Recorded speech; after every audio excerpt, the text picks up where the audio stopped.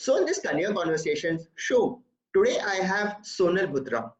She's a young chartered accountant, and the best part about her profile, what really got me searching for her online and finally I zeroed in on her, was the fact that she's a chartered accountant who's made it to CNBC, and she now works full time in CNBC. So you can just watch Pa Breakfast, for example, and you'll find her there.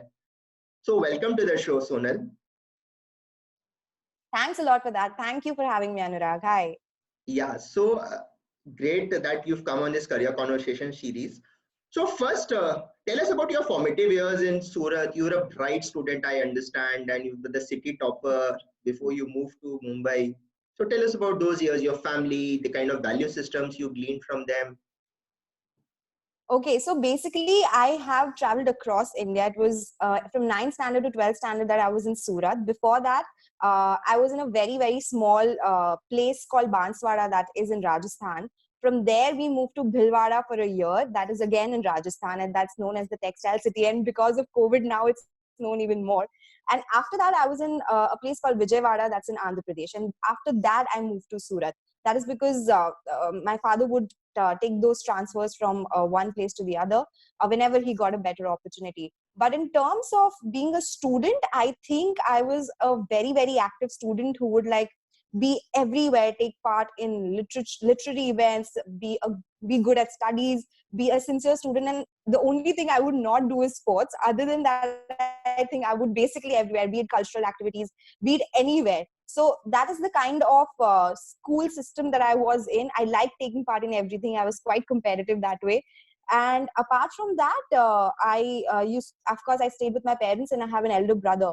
So him being the role model for me, because he again was a very studious person as far as school is concerned. We were in the same school. So yeah, it was, and I always believe we both were like very sincere kids, not very naughty. And of course, at the same time, we were not serious kids, we were sincere kids. So we would have fun at the same time.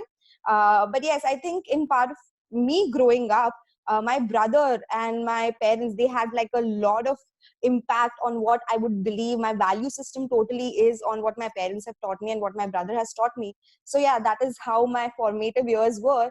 And apart from that, I would think that one thing that I always believed in was whatever I do, I have to do it myself. Like I have to try it first. And in case I'm not successful, is then when I ask for help. So that is something that has always been my motto, to try things first and try everything that is possible, because I like having new experiences about everything that is there around. Fantastic. So then, the typical route for a common student, so a Maheshwari Marwari girl landing up in Bombay for her graduation, and CSC Oh, has happened absolutely. just as a natural progression.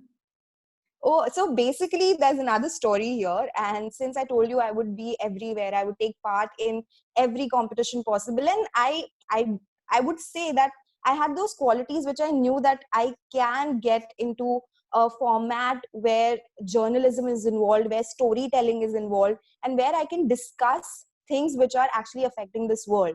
And I was quite, I had a lot of empathy, and that's the kind of person I was. I thought maybe telling good stories via journalism is the path to go, and that is something that I'll be good at. But then again, the way you said, it's like a conventional way, a Marwadi girl. And everyone thought a Marwadi girl going into, something like a journalism, because we hear things, right? Reporters have hours and hours of long work. It's still, you don't have any times to come back to work. It's late in the night. And any parent would be worried about that. So that was one thing. And secondly, my house has a lot of chartered accountants. My brother is a chartered accountant. Few of my uncles are chartered accountants. So my father always said that it is a great course to learn, and you will be able to evolve and learn a lot of opportunities out there. And after 12th standard, I was confused. I was like, no, I want to get into journalism. But of course, there was no clear path because I had no mentor there. And this field definitely requires that, because you have no idea. In my family, there's no one who's into the media field. So finally, after a lot of conversation, after a lot of Cold War with my father, and I was like, okay, chalo, let's get into chartered accountancy, because of course I was a good student. So I was like, that would work. And then finally I came to Mumbai in 2011, joined HR college as for my graduation. and started with my CA classes as everyone else does when they come to Mumbai. So you came to the city of dreams, and you spent a good 4 years in risk advisory and indirect taxes, like 1 year in Haribhakti, 3 years in EY. So how was that life for someone who always loved journalism, who always loved storytelling? So risk advisory is those checklists, and indirect taxes is pulling up those case laws and compliances. How was that 4 years? So I would say when you're a new kid, you're very excited to learn anything that's come about. And when I knew that, okay, right now I don't have a shot with journalism, might as well do better at what I'm doing right now. Like regrets won't help me at all. And it was in Hari Bhakti that I realized. So I would always watch CNBC, but as a student, you just watch it for stock markets. I'm like, okay, I'll watch it for stock markets, and just to understand how it functions. So I was in Hari Bhakti, and that's when I saw CNBC again properly, because I was into risk advisory of a lot of broker companies. And that's when I looked at them and I was like, okay, if journalism in other sense, the conventional journalism is not working, then maybe business journalism would work for me. And that's how it hit me, that I was like, if I am doing a course in chartered accountancy, I will have a lot of financial and business related knowledge, then might as well combine the two. And that's when I decided, okay, business journalism is the way to go. And I might sound funny, but and not very serious, but that's when I thought that one day it's going to be CNBC TV 18 and I am going to work for that channel. And that's how it worked. So for those 4 years, yes, I would say that was not the work I wanted to do, but I had a lot of fun learning that. And when I was in Hari Bhakti, I also knew that if I have to get out of the CA route, it has to be through a big four. And for some reason, again, I worked, spoke to a lot of people, got into an internship and a job ultimately with EY. And I would say the base learning there was so strong. And right now I feel it, that I'm glad that I started that way, that it helps you in your later years. So I would say that maybe the checklist part wasn't so exciting. Maybe going to the meeting the tax officials wasn't so exciting. But now when I see it, it teaches you so much. It teaches you so many communication skills, and it also teaches you people management. So these are the two major things, apart from, of course, the technical knowledge that I got, is what I learned from those two places. And of course, great organizations to work with. All right. So I think the dots connect eventually. In between, you also prepared for CA final in May 2015, and you also got stuck in ISCA in your first attempt. Oh, And yes. being the conventional historical topper of school and so forth. So was it a shocker, and how did you manage to come over that? Oh, it was a big shock. I never thought that something like this would happen. But again, I had seen this happening, and I was so one thing is knowing something, and second thing is it happening to you, so that you are able to basically process that information. So I knew people, even smart people, they are not able to pass CA. Sometimes it happens, but it would happen with me. It's something I never ever expected. I was quite taken aback. I think for a week or so, I felt like, okay, I'm not going to study again. This is not cool. Because of one subject, why would I do something like that? Like, why give exams again? But then, of course, you have a great family support. They support you. They tell you that it's okay, it happens. And that's when I realized, like, okay, failure doesn't always mean that it's the stop, it's the end of your life, or it's the end of everything. You can always come back stronger. Is one lesson I'm glad that I learned from CA Final. So now if there is any failure, I think I'll be better prepared to deal with it. Yeah, because these failures do come. A lot of people just give up, and then that's Oh, the absolutely. saddest part of the whole story. Now, so board by taxation, you finally stumbled into equity research at Motilal Oh, Oswal. yes. So how was that transition? I mean, was it facilitated That by is someone on LinkedIn or some connect? How did that happen? okay, that is another story. I had no plans of joining an equity research firm. In fact, I had put in a request or an application with St. Xavier's for a journalism diploma after I was done with my chartered accountancy, because I knew it's journalism for me. I applied for it. I put in my papers at EY. Everyone was quite skeptic. Okay, you put in your papers. And that was when I had still not gotten the admission, but I had to do that so that I can serve the notice period and then go to the college. So before that, I spoke to a lot of people. I remember 1st June is when I had to pay the fees, and the results had come out for Xavier's. And 31st May was my last day at EY. That is 2016. So 31st May, I come out and I realize, okay, now Xavier's, I have to join, I have to go pay the fees tomorrow. Before that, I spoke to a couple of business journalists. They were like my friend's friend or somebody I just randomly got their contacts at Xavier's. And they just told me one thing, that since you already have some financial knowledge, and I think you should build up on that rather than joining a journalism course for 1 year. And I would just say that build on your equity financial knowledge, because that's what business channels talk about. That's more of it. I wasn't convinced. I was like, but a lot of them are journalists, and they are like, they are. But then what they actually talk about is basically their financial knowledge. And it is, you will be like surprised to know that not a lot of people in my team are journalists by their degree. They are basically into finance, and that's what our main job is. And that's when I realized, okay, journalism that way is not going to work for me. Then I have to find for an equity research job. It was for exactly 2 months that I kept looking for a job in equity research, which you also know is very difficult for a chartered accountant.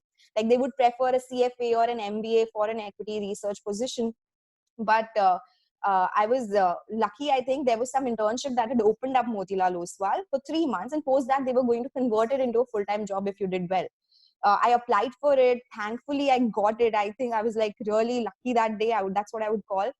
And yeah, that's how I got into Motilal Oswal, and I started tracking pharma sector there. So then again, so you finally got into the Excel life, making financial forecasts for these Yes, companies. yes, And this yes. consensus estimate and all these numbers, so were you like very number savvy also? Because when you start talking EPS and PE and there's just a stream of numbers, so you were good with Hmm. numbers as well? I was good with numbers, yes, I won't deny that. But the kind of, this was a different world, right? To do analysis, to do estimates. Analysis was okay, but to do consensus numbers or to do forecasts for any company, it comes with time. You cannot learn it over 3 months. You cannot learn it over 9 months. It comes with times, and that's what they tried teaching me out there, because especially a pharma sector was another thing that was extremely difficult. It's not only numbers. You have to understand US FDA regulations. You have to understand what drug is important, what drug is not important. So all that took a lot of time, but I would say that it's a different thing, and you cannot learn it in 9 months. Even if you're good with numbers, you will of course be able to do it faster than others. But learning it is definitely an art, and it's a very interesting art. Like definitely, for sure, you would also know that. Yeah. And but sell side equity research now is on the wane, right? Oh So buy yes. side is what still would be good, but sell side is Oh, quite a tough absolutely. thing. Because they manage funds, right? They basically, buy side is what takes your money, and that's where they invest your funds. So the kind of research they do is way different than what the sell side does. They basically buy sell side's research, right? They try and understand that research, not buy exactly. But the there's a lot of learning in sell side as per se, because I would say that research in any form is great, because you get to learn so much, you interact with so many people, you get to know so many industries. I remember doing a lot of factory visits, a lot of company visits, just to understand how does it function, how does a diagnostic company function. So that made me learn a lot. But yes, you are right that people are more focused towards buy side rather than sell side. But I think it's the stepping stone. If you're very good with sell side, buy side will be a cakewalk for you. And then finally, the big transition into the media industry. How did CNBC happen? And is it an easy transition? Are there enough vacancies? And as you said, you didn't do any course because you were contemplating journalism and then dropped it because you were being a C. Mhm. So how did that entire magical transformation happen? You just said you ultimately connect the dots, and I think that's what happened with me. So interestingly, I was, I think, 20 days into the system in Motilal Oswal, and we have a big conference called Motilal Oswal MOSL conference. That's like a big event that they have for 3 days. And CNBC team had come to cover it. And interestingly, there was a panel discussion. Mr. Piyush Goyal had come. He was the power minister then, and everyone was asked for to ask a question, like public interaction. You know, it was, the discussion was open to questions, and I out of nowhere just asked a random question. So everyone was quite surprised that this is a new girl who's come.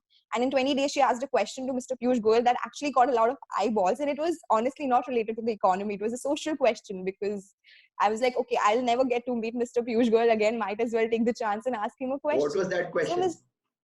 okay, I will tell you offline. But yeah, so the thing was, Mr. Ramdev Agrawalji, who's the chairman at MOSL, he noticed it and he said, "Aren't you the new girl?" I was like, "Yeah, I'm the new girl." And he's like, "Oh, okay, you asked a question." I was like, "Yes." A lot of people came to me, "Okay, you asked this question. We are surprised it was not related to power, but you still asked it." I was like, "I'm usually not scared to ask questions, but and maybe it was a different question than what people expected, but I knew I will never get a chance to speak to Mr. Piyush Goyal in person. So I asked that question.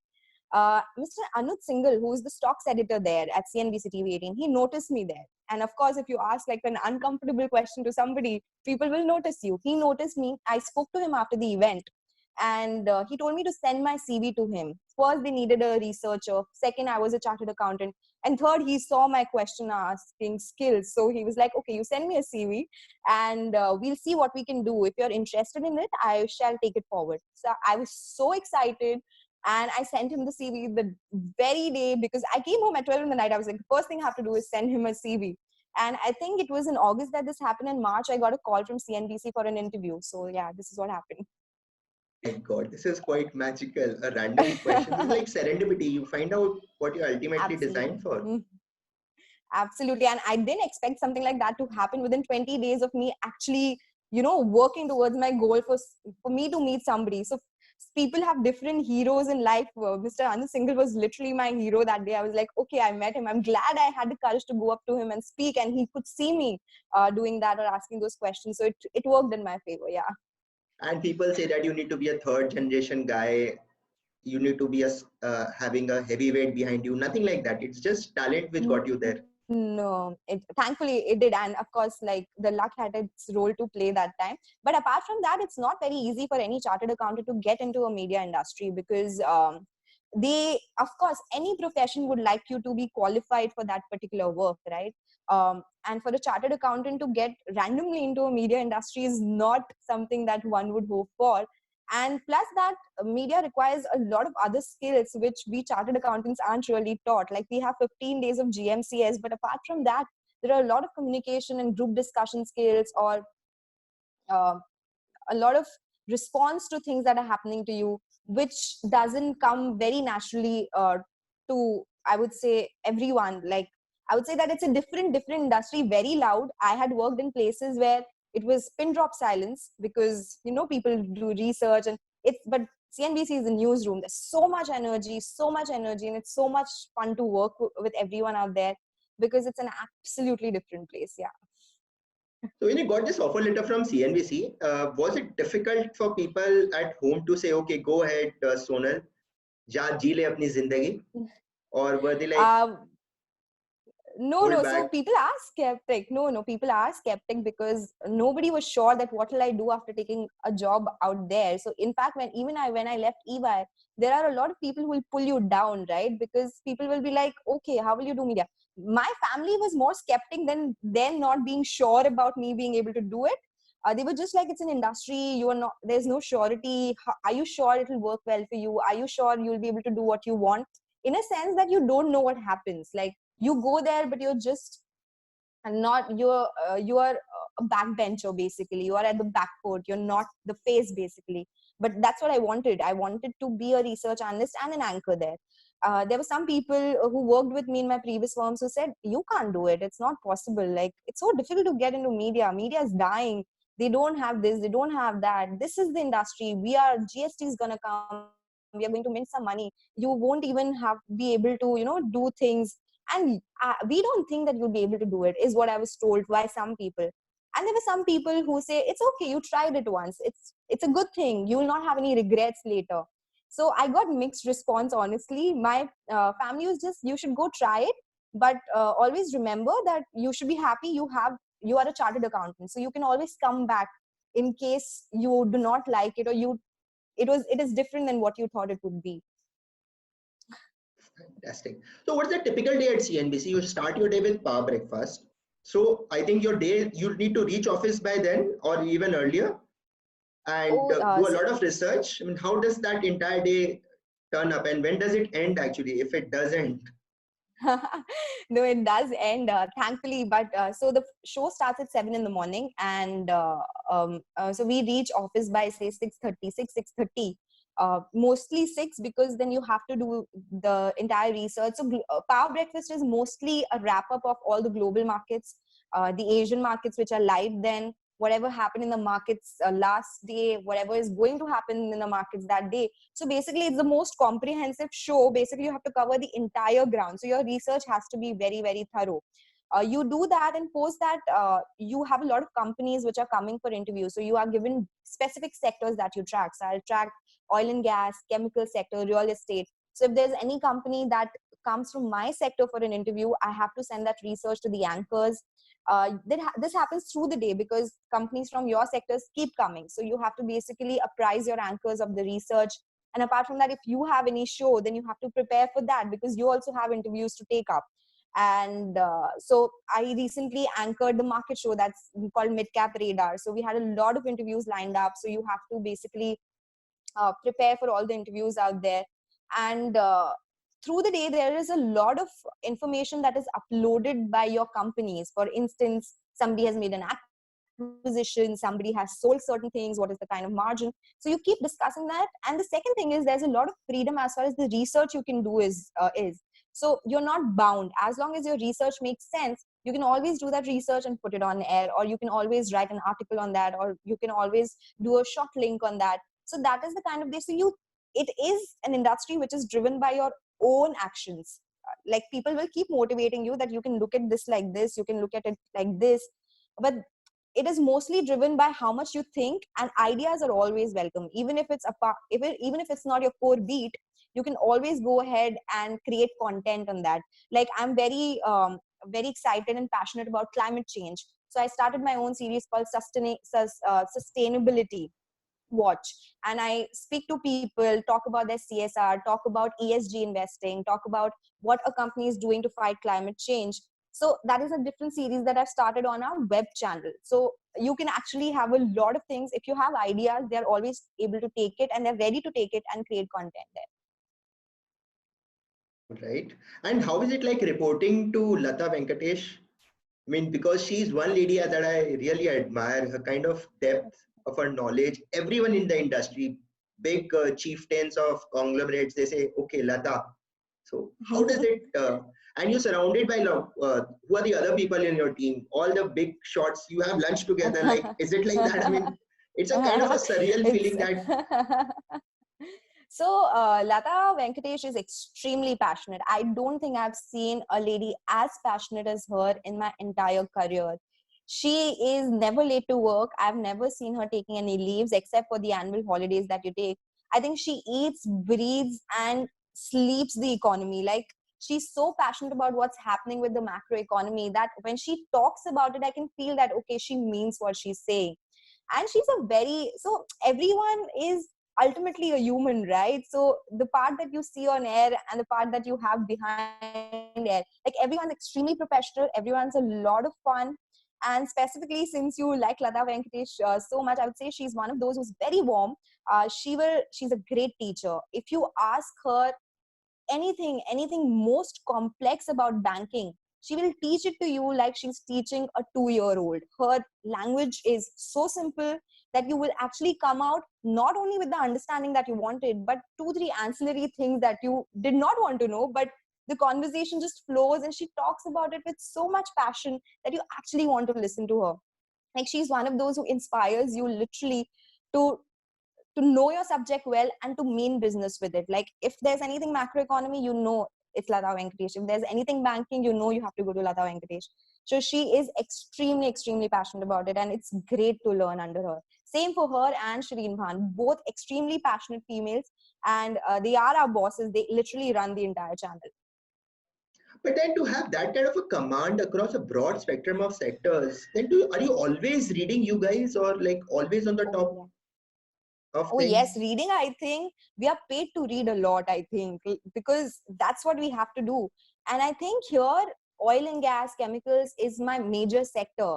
But you get to know so much because people are always teaching you. So for somebody who is tracking a consumer sector, they will give you insights from consumer sector. For something like Lata Venkatesh, who is teaching, who's tracking banking, she will tell you 10 things about banking. So even if your core beat is say oil and gas, you will know what's happening in construction sector, you will know what is happening in the media sector, you will know what's happening in banking, because that's the kind of atmosphere that's created. People talk about everything and you have to be on top of everything, because you can't not know things when you're on air. Like there are things that happen when you don't even know. There are numbers just reported to exchanges and you have to get up and speak about it, whether numbers are good, whether they are bad, did they meet expectations, what went wrong this time around. So you have to be on top of the game, you have to be on your toes all the time. That's there, you have to know your business very well. So is it like, since you would be the face, is it an army of research guys to support you? Because then otherwise, how does that transition happen so quickly in terms of the results are released at 4 and by like 4:05, 4:10, CNBC team is like ready with that analysis. So there would be a huge army of analysts. So basically, the research team is only the anchor team. So I do research as well as I'm an anchor. So what happens is we are trained so well. We have been trained from the start to be that way, that numbers hit the exchanges, you have to be ready with it. And that's what I'm saying. We read and quick response. I wouldn't say quick response, but the correct response to whatever's coming to you is something that you learn over time. But yes, we help each other in case there is something that's coming on air, because an analyst cannot read all the numbers together. So I would say that the person knows the basic sector. If there is something required, you have your anchors that help you with it at that same time. But I would say it's a lot of practice that we go through, because if you're a newbie, yes, it will be difficult for you. Your seniors will help you with it, and they do very well. But gradually you learn, because you know the sector well, you know your company well, so you know how to process those numbers in a short period of time. And when you have like calls with promoters, so for example, in oil and gas, you might as well have a Anil Agarwal coming in and speaking about cane. So do you have goosebumps at those moments? It's fun actually. Earlier I would feel that, okay, and I still do, because they are like great personalities, and to get to interview them or to get to talk to them, it's great. So you do feel that apart from their company, you learn a thing or two more than that, and then they gradually speak to you so much that, like, they are your mentors as well, they are an inspiration as well. But then yes, then you track the companies that they are the promoters of, so then it becomes normal after a while. Yes, it takes a lot of time though. Great. So nice. So as we head towards the end of this conversation, so if you were to look back in retrospect, in terms of your career choices, your career transitions, what is that one thing that you would have done differently, if there are any? Oh, I should have done it differently, or I should have done it sooner, that kind of a list? Or is it like a life of I no regrets whatsoever? I touch wood, I would say I do not have any regrets with respect to my career, honestly, because despite the fact that I did not want to start with chartered accountancy, I'm extremely grateful to my family that they asked me to do this course, because it gave me an edge over others, because the things that I know maybe others don't know, because it's all about accounting, it's about accounting standards, or maybe it's anything about audits that impacts financial statements ultimately in analysis. And maybe I would have wanted it to happen faster, but I can't complain, because maybe if I had done journalism, I would have started working with CNBC at 21, just after my graduation. I started like 2-3 years later. That's absolutely fine with me, because the kind of experience that I got at, say, Hari Bhakti or EY or Motilal Oswal, I don't think anything could have taught me that, because I learned, I just know one thing, that it's always your IQ and EQ and SQ, the emotional quotient, the intelligent quotient, and your spiritual quotient. You learn a lot about emotional quotient if you deal with a lot of people more. So that's what I learned at EY, at Motilal Oswal, at Hari Bhakti, apart from, of course, the IQ that I learned there. So had I not met so many people, maybe I would have been a different person when I had come to CNBC, a kid who did not know a lot about things. But I came as a person who did know the industry, who did know how people work, who did know how industries work. So that really helped me. You're a seasoned professional because you know the way this world works. All right. So Yes. So the yeah, second last these question. companies helped me that. The second last question. What do you do for fun and fitness? Okay, so for fun, basically, I love to read, and right now I'm reading a book called it's called Keepers of the Kal Chakra, and it's about spirituality and how the world is related to science. So I like reading. Apart from that, I paint and I like dancing as well. So yeah, these are the things that I do. And Dance. fitness, dancing takes care of it, and apart from that, usual fitness is what everyone does is something that I do as well. And spirituality quotient, you spoke about something very nice. So what exactly is that and what do you do to enhance your spiritual quotient? Okay, so this concept, I got introduced to this concept like 3 years back only. I did not focus so much on it, but this was actually brought into my notice, and I realized that spirituality quotient is, if you have to be successful, all these three things are important. Through spirituality quotient, you keep your mind under control, and this is so important when you have to react to things. So I wouldn't say that have even touched the tip of the iceberg, but I've started reading more of uh, there's this book that I have been introduced to. It's called I'm sorry, I'm just forgetting the name right now. It's about Bhagavad Gita, and it's about how the universe and anything that is taught to us in Bhagavad Gita is connected. So this is something that I'm reading. So I realized that science and religion is connected. We just have to figure that out, and how to control your mind. That is something that I definitely have to build on. And I think yoga helps a lot with that. Yoga and meditation, definitely. So final words of advice to people who are watching this show. And I'm sure today, since it's been so full of energy and you've kept us riveted till the end, there would be many people who would be, so because otherwise it's a millennial generation, which is like attention deficit. So what would be your final word of advice? I would just say that school world is very different from the normal world. I think one has to learn that reality is quite different. So even if people pull you down, you should stop paying attention to people who do not matter. Just go for it. If you want to learn something, if you want to achieve something, give it a shot. If you don't give it a shot, maybe you'll regret it forever. And that's what I am thankful to, that I had this support around me who forced me to go ahead and speak to, Mr. Anuj Singhal, or maybe helped me leave EY and get into this, trying to get into this college for journalism. If I hadn't done that, if I had been not been a risk taker, maybe that would have never happened. You will fail as well, because after I failed my first attempt at CA, I thought the world has come to an end, but that is nothing like that. Like, there are bigger things that can happen to you. These small failures do not ever define you as a person, never ever, because you're much more than those smaller failures that happen to you, and they actually build you as an individual. And the third thing I would just say, that keep reading. It's extremely good. It's a great habit, and it opens you, like a book is definitely a person's best friend. It opens you to so many possibilities that happen around, that you can actually see the world from these books. So I think these three things I've learned over here, and of course there's so much more to learn. Oh, fantastic. I've thoroughly enjoyed this interview because media has been something which I also wanted to do honestly, Oh but yeah. the typical conventional path, accounting, financial planning, modeling, valuation, that's what I got stuck up with. It's fine. But I think what you are doing is so great. In fact, I watched your videos to teach people via a digital medium, which I think is going to be the next reality for us, all of us. In fact, you basically started on the front foot, and you've been the first risers in that. So if you take, digital is the new content, I think it's the new way of life.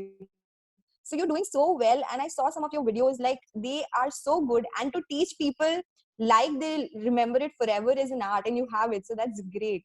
Thank you so much, Sonal, for the kind words. It's been I'll keep these kind words with me forever. Thank you so much for being on the Thank show. you so much, Anurag. Thanks a lot. And if you have liked this video, please share it with your near and dear ones. And if you haven't hit the subscribe button now, please do that. with the bell button. This is the standard lines that we always have to say.